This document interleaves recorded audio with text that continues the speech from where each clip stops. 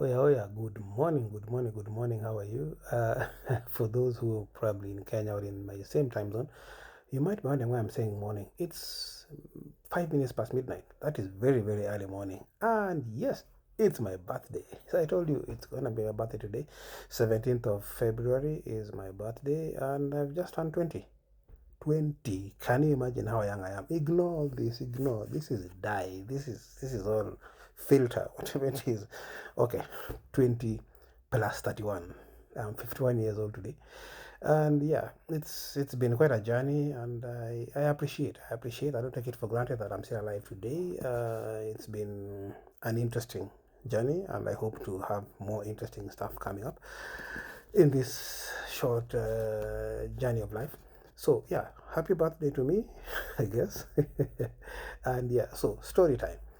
Humanitarian Chronicles. This is my new podcast stroke new therapy session where I basically just talk to myself, hopefully talk to someone, and inspire myself to continue doing what I do, continue staying alive, continue helping the world, continue helping people across the nations, and at least hoping that this reaches one person, starting with me. That's one. So hopefully a second person will be helped by this.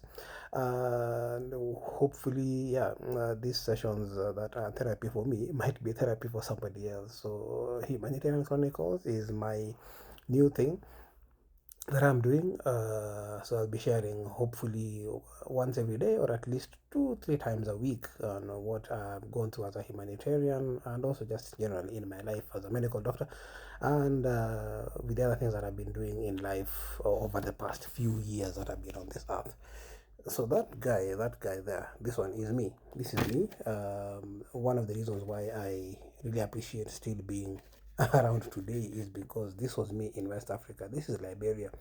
In 2014, I think towards the end of November of 2014, we had gone to Liberia for the Ebola response. I was among the team, one of the earlier teams that went to respond to the Ebola outbreak in West Africa. So this was Liberia. This is during the hot training. Hot training is basically when you are taken to a live ETU, a live Ebola treatment unit, a live one, meaning where there are patients with Ebola, and you have to treat them during the training session. So we had done a cold training before that. I'll probably share that a picture of that sometime in the near future. Cold training is a training in a simulation Ebola treatment unit where we were trained by the US military and the medics who had come to support in the Ebola response in Monrovia initially, and then we went to Bong. This is called Bong. The area is called Bong, not this person. The area is called Bong in Liberia. That was where the International Medical Corps team had their training center and Ebola treatment unit, one of the Ebola treatment units in Liberia.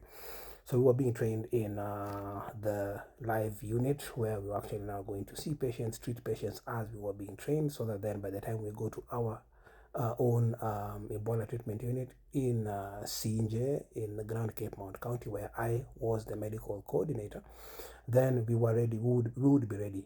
We would be ready to see patients by ourselves without having to rely on supervisors, rely on people to take us through every single step. So this is Bong. Bong ETU with IMC. So why am I grateful today to be 51, to be turning 51 today is because Ebola, as you may know, or if you do not know, Ebola has an 80% mortality rate, meaning 80% of the patients will die. So every 10 patients, 8 of them will die. That was guaranteed. It may have improved now, I do not know. But as at that time, and that has basically been the trend with Ebola, is that, yeah, the majority of the patients would lose their lives basically because most of the time they had very high viral load in their system and it did not treat them kindly, so to speak. So another reason I'm grateful is way before even Ebola response, I think I've basically been surviving various styles, various flavors of near-death experiences. So when I was going to Moyale just after my internship, and I was now joining the government fully as a medical officer after internship from Meru going to Moyale, my second trip, I took my documents, I took my things, I reported for duty after about 3 months, went back home, collected my stuff, because basically I was going to relocate to Moyale to stay there. And on that second trip, we were attacked by shifters. Shifters are basically armed bandits who were very, very prevalent in those days, especially between Isiolo and Moyale. And we were attacked by armed bandits. So we were basically escaping in the bushes, running. I was following everybody. I had no idea what was happening. I was just running after everybody who was in the truck, which we were using as our transport to Moyale. This was on the third day of a 4-day trip, or on the second of a 3-day trip. I can't remember now. That was 2004. So I really can't remember exactly how long the trip had taken, but it was quite a long trip.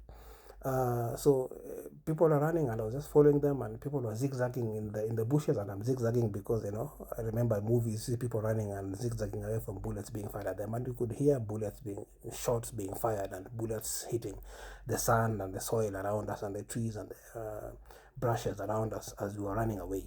Did not get hit, and someone asked me the other day if I've ever been hit by a bullet. No, thankfully I've never been hit by a bullet, but as I said in my book, one of the police officers who was my friend then, still my friend now, told me, listen, because I was quite traumatized by the event. I'd never been in such a situation before that.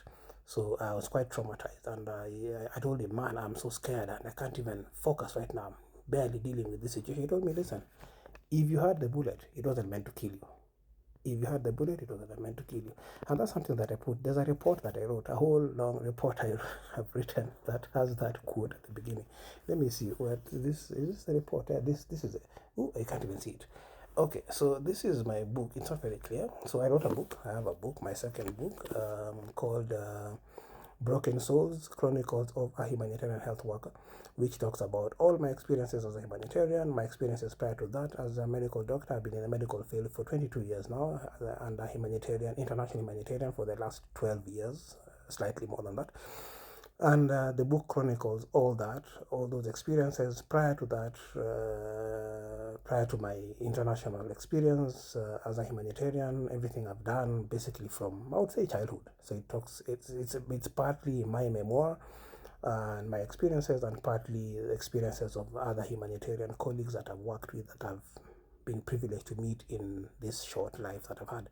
So that book talks about all that, and of course the call to action is at the end of it, which is seeking for proactive mental health support for all humanitarian responders, most of all the national staff that are in those countries where a response is going on, and these are people who cannot leave the country sometimes. For example, Gaza, the people in Gaza could not leave Gaza. Most of the people in Ukraine where I worked could not leave Ukraine, and they were still working there and struggling through the same things that everybody else struggles with, coming with the trauma of their own situations, and coming to support other people with trauma and with pain and whatever it is they had to go through. So it was quite a tough time. In Liberia, for example, most of the people could not leave. They couldn't afford to leave. So they were in the response. They were part of the response, responding to the scourge, but at the same time had lost family members, had lost colleagues, had lost livelihoods.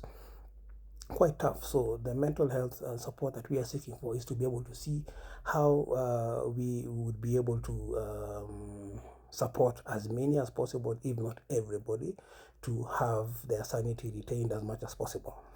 I always tell people, I'm not sure how sane I still am now, if I am at all, and that goes for all of us. Okay, well, basically we are all at different levels of insanity. However, yeah, so we need that support to be able to continue functioning properly in life, and also at the same time functioning to be able to continue providing services to the nations we serve. So this is just part one of why I'm grateful to be around for 51 years. Hopefully, will be around for longer if that's what is in the cards for me. To be able to continue supporting and saving lives and helping people across the nations and making people's lives better. So watch out for part two. I'll talk about the other experiences I've had, near-death experiences, or experiences that I've had that were quite close cut. Just to let you know that yeah, life can be tough sometimes. Life can happen, but we keep on moving, and we keep on struggling and striving to survive and move on with life, and hoping that things get better for us.